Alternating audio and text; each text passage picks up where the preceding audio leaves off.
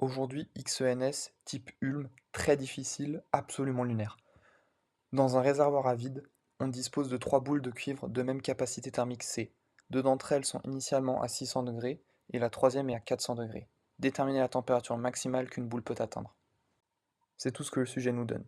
Le reste est à nous de le poser clairement et de travailler. Comme c'est un exercice type Ulm, la majorité de la réflexion se fait en discussion avec l'examinateur. La correction que je vous propose présente un déroulement fluide, mais dites-vous bien qu'un tel cheminement n'arrive qu'après s'être posé beaucoup de questions et avoir bien échangé avec le jury. On est dans un réservoir à vide. Cela signifie que on n'a pas d'air à l'intérieur, donc pas de capacité thermique interne propre au réservoir, mais surtout qu'il n'y a pas d'échange thermique avec l'extérieur.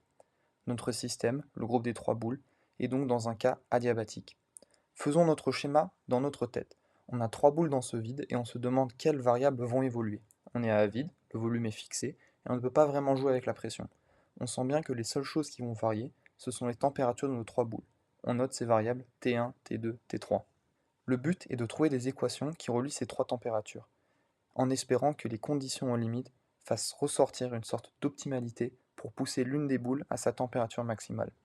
On a trois inconnus, il nous faut donc trois équations. Les deux premières sont assez évidentes.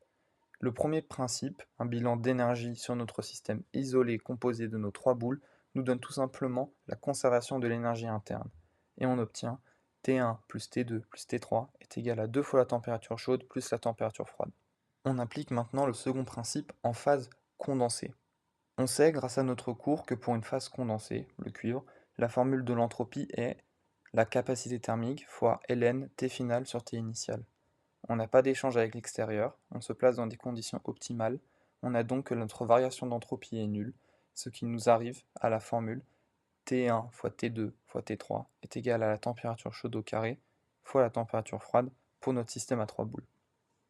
Il nous faut maintenant trouver une troisième équation, et c'est là que l'exercice devient totalement lunaire. Je vous donne un peu de temps pour essayer de vous imaginer d'où peut sortir cette troisième équation. Ce qui est magnifique avec cet exercice, c'est qu'il convoque l'intégralité de la thermodynamique de sup. Et quand je dis l'intégralité, c'est vraiment tout, car cette troisième équation, on va l'obtenir grâce aux machines thermiques. L'objectif, je vous le rappelle, est qu'une boule atteigne une température maximale. Ainsi, on souhaite chauffer une boule au maximum. Chauffer, on le fait avec une pompe à chaleur. On va donc construire une pompe à chaleur à l'intérieur de notre réservoir à vide. La source chaude de cette pompe à chaleur ne sera qu'une des deux boules initialement plus chaudes que l'on souhaite chauffer au maximum. Or, pour que cette pompe à chaleur puisse fonctionner, il lui faut un travail.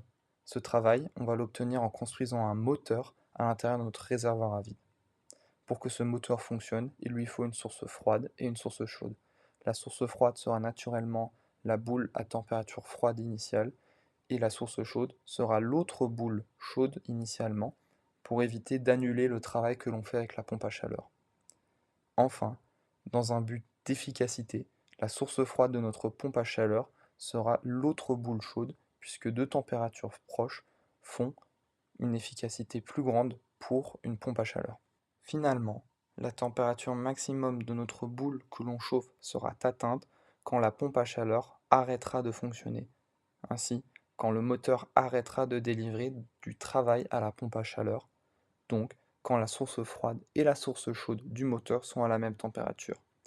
Notre condition d'arrêt, et donc notre troisième équation, est tout simplement T1 égale T2, avec T3 la température maximum que l'on souhaite atteindre.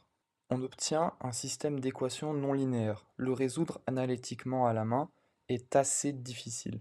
Tout ce qu'on peut faire, c'est poser une fonction f telle que f de x est égal à x plus 2 racine de k2 sur x moins k1, avec x notre température 3, et trouver les zéros de cette fonction. On peut le faire grâce à un programme Python ou par dichotomie. Si vous voulez vraiment vous obstiner et le faire à la main, vous pouvez toujours essayer de faire un dl autour de la température chaude. En traçant la fonction, on remarque qu'elle s'annule pour deux valeurs de température, 660 Kelvin et 970 Kelvin.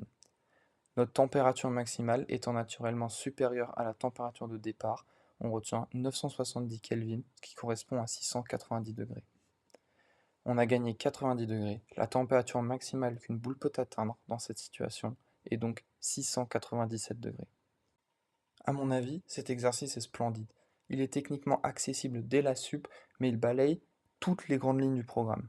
Il permet surtout de comprendre pourquoi parachuter des machines thermiques de manière un peu artificielle dans un réservoir à vide est, en réalité, une démarche assez théorique. En classe préparatoire, on aborde souvent les machines thermiques de façon très concrète et empirique, avec des frigos, des moteurs Stirling, etc. Ce qui nous fait parfois perdre de vue la puissance théorique derrière les concepts sous-jacents. Les machines que l'on vient d'imaginer ne sont d'autres que la traduction physique des inégalités de Clausius si on avait isolé les boules deux à deux et supposé qu'un travail vers l'extérieur était possible. Dans notre cas, on est passé par les machines thermiques parce que s'imaginer les choses et les échanges comme des machines thermiques est beaucoup plus intuitif. C'est tout pour moi.